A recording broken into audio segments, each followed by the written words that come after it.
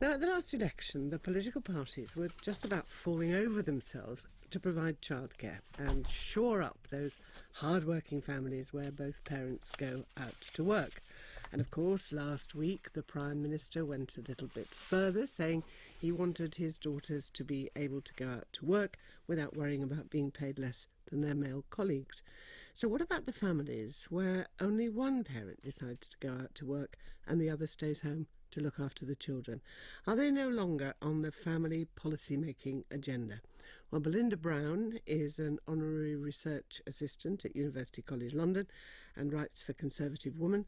Giselle Cory is a senior research fellow at the Institute for Public Policy Research. So, Giselle, why does it seem to be a consensus that childcare is a good thing?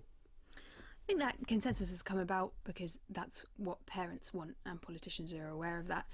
So at the last election we saw childcare, as you say, in all the manifestos, and now that's being written into government policy, so we'll see an extension. Unfortunately only for working parents rather than all parents, but those working parents will see their 3 and 4 year olds have an increased amount of childcare, which is excellent.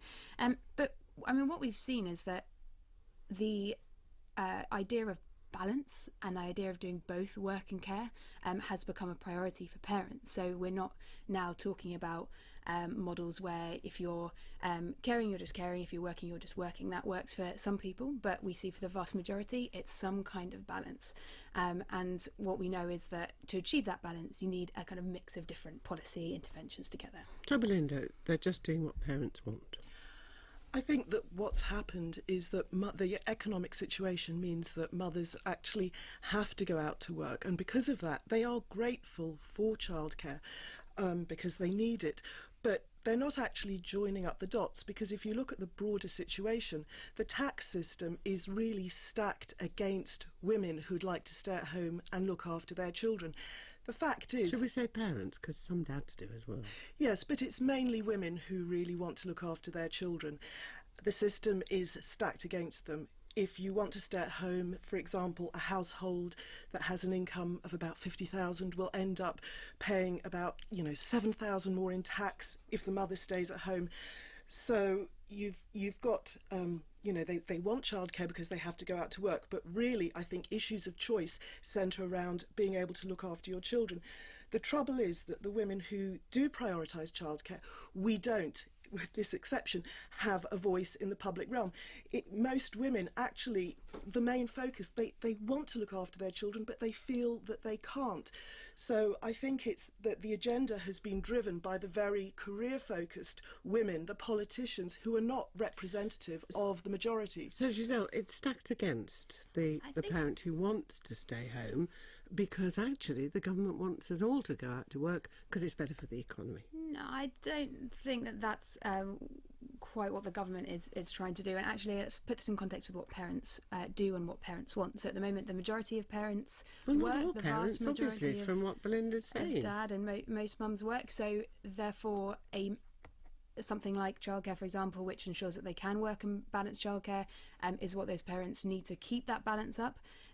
In terms of kind of ensuring that everyone can kind of do what they want, I think we need to prioritise, and we need to make sure that actually people don't have barriers that, for example, keep them at home, and then at the same time people aren't pushed out to work. I don't think the government nor myself would say yes, you have to go out and work. That's just it's silly. It's forcing people to do something. But what we see is that's what people want to do. So I think government is responding to people's desires rather than shaping them. And Belinda, it is expensive to choose to work. Childcare is phenomenally expensive if there is no help, and it also creates choice for parents, and it's good for children if it's of high quality. It's only good for children from the poorest sections of society, and we have not yet been able to create a childcare system which is benefiting the disadvantaged at all. And it's just simply not true to say that this is what parents want. If you look at research from British Social Attitudes, if you look at research from Net Mums, Resolution Foundation, what you find is that the reason women are going out to work is because they have to pay the bills. It's not because that's what they want to do. It's not because they focus on their careers. It's because they just have to earn a living and they're forced to go out to work. Of course, I'm not saying we do like to work a bit.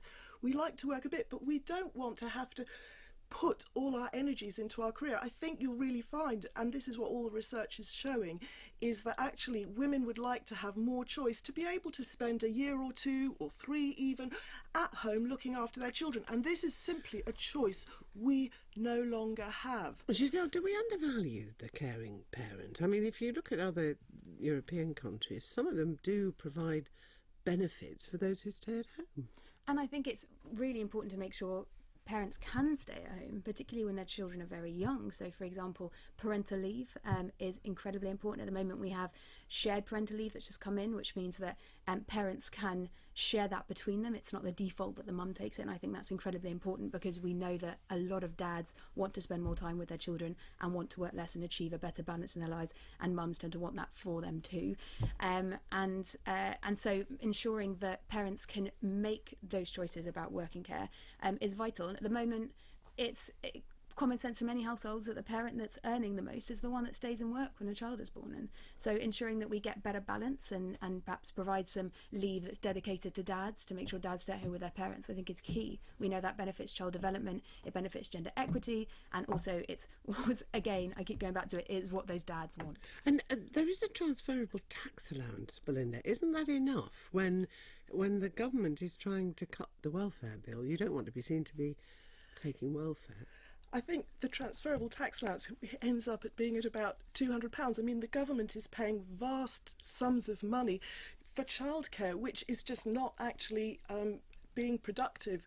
And I would agree with this point. You know, I think it's great if fathers can stay at home and do some childcare, although the research shows when men do take parental leave, it's more to support the mother and the rest of the family rather than directly care for children. But the point is that this is the position in privileged households.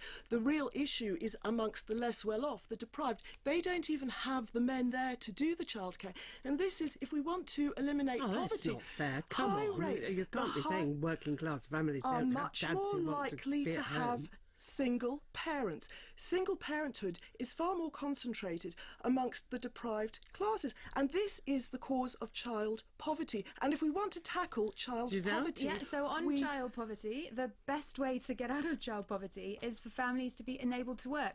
It is those poorer families who say that childcare is the biggest barrier for them. So it becomes a fairly middle-class problem if we're talking about actually, you know, should we support certain people to do certain things? It actually becomes a problem of poverty reduction if we're talking about actually should we provide childcare that means people can go out to work when otherwise they wouldn't be able to get their families out of poverty. So if we're talking about poverty reduction tools, supporting childcare is absolutely up there. I mean, it's up there on the list of the great impacts of childcare, as well as gender equality, as well as supporting maternal employment, as well as child development. Very briefly. Your response? I would completely disagree with you. I think the main cause of poverty is there's a lot of severe, serious male unemployment among the deprived classes, and this is why we've been focusing on women. A far better strategy would be to focus on enabling men to have a role within families, to be able to work and support those families, to be able to do childcare. This idea of men being in the family, this is a very privileged position. And there we must stop. Belinda Brown and Giselle Cory, thank you both very much indeed for being with us. And you can let us know what you think about this, or indeed anything else in the programme. You can go to the website bbc.co.uk/Woman's Hour, or you can tweet at BBC Woman's Hour.